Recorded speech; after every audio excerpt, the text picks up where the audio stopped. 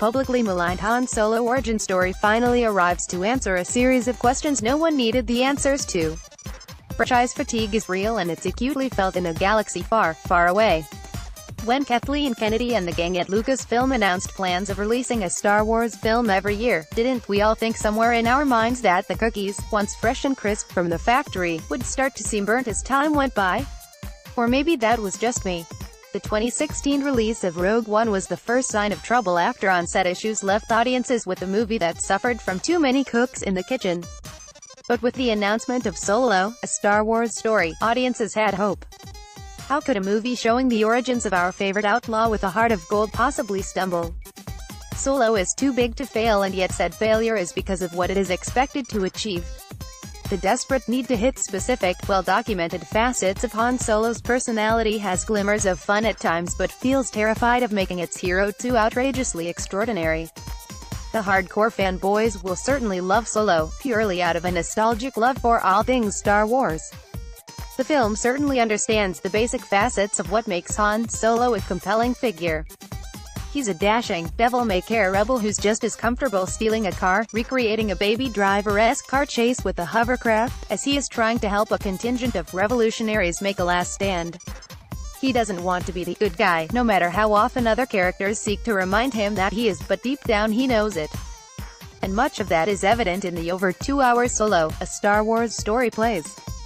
The audience meets our boyish Han Solo, played by Alden Ehrenreich, as he's living on the Blade Runner-esque planet of Corellia with his lady love Kyra, Emilia Clarke. The two crazy kids have a dream, to get a ship and sail the galaxy together. But because this is a movie, with a plotline that you can date back to classic cinema, the two's amour fou is ruined and they're separated for several years. Han enters the army, desperate to become the best damn pilot in the galaxy, to go back home and save his girlfriend. One guess how that works out. The much-publicized behind-the-scenes issues involving fired directors Phil Lord and Chris Miller, and the eventual hiring of Ron Howard to complete the film, boom over every frame of Solo. It's impossible not to see the seams fixing everything. There's a serious, move and distract mentality to everything, with scenes ending, characters dying, and the narrative moving to something completely different. The opening title crawl introduces Corellia and its overlord, Lady Proxima, voiced by Linda Hunt, but the audience spends less than 10 minutes on the planet before Lady Proxima disappears, never to be seen again. It's a repetitious series of events that happen in every scene. A character is introduced only to die or leave. Characters are chess pieces, merely created as a means of moving Han further down the road to becoming Harrison Ford. Related product: Star Wars Cloud City US variant, officially licensed artwork from Dark Ink. By now, it's a problem associated with needing to create the appropriate legend we've all seen in the original trilogy. Questions are posited here that no one particularly demanded answers to. Why does the audience need to know why his last name is Solo? His parents couldn't have just been Mr. and Mrs. Solo? No, and thus we're gifted one of the worst name reveals this side of The Dark Knight Rises. The rest of the things we know about Han are also explored in excruciating detail, from his first meeting with Chewie, to his acquisition of the Millennium Falcon, even how his name is pronounced. Alden Ehrenreich has charisma if you've watched his other features, but here he's on the knife's edge of charismatic and anesthetized. He's not trying to channel Harrison Ford, but it's hard to feel he's trying to do much of anything. He smiles a lot, tries to jump into the fray with a laser blast here and there, but there isn't much for him to do. The movie may have his name, but like the other characters, he's simply moved from location to location. Scenes move and planets change, but there's an air of stagnation to Solo, possibly a result of the editing needed to paper over the issues with Lord and Miller. Han's attempts to be a pilot see him inducted into the army, where he meets Woody Harrelson's Beckett and his gang of marauders.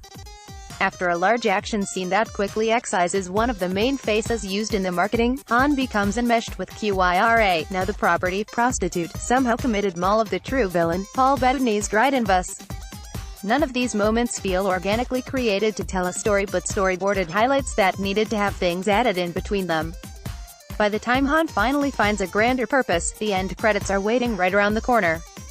And because we know none of these characters factor into the other films made before and after it, their lives and deaths have no meaning.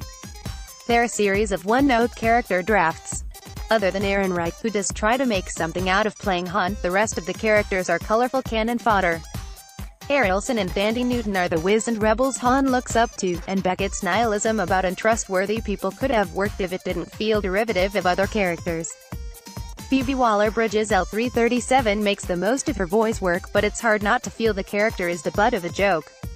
Emilia Clarke plays the pretty vixen just fine, but it's a far cry from her fierce warrior woman on Game of Thrones. And Paul Bettany makes the most out of 15 minutes of actual villainy. The true Steeler who has received most of the fan goodwill is Donald Glover as card-sharp Lando Calrissian. He's not in the film nearly enough, a running problem in Solo, but he's more charismatic and fun to watch than the lead. Give Lando his own film. Solo, a Star Wars story is more upbeat and watchable than Rogue One, but it's another in a continued string of movies that try to appease a specific fandom as opposed to telling a good story. Solo is another movie that feels as if it was created in a screening room. The characters could be fun if given a chance, the story feels fractured and the acting feels unbalanced. This is for diehards only. Related story. Rejoice, fans. Lando, a Star Wars story is probably happening. What did you think of Solo, a Star Wars story? Let us know in the comments.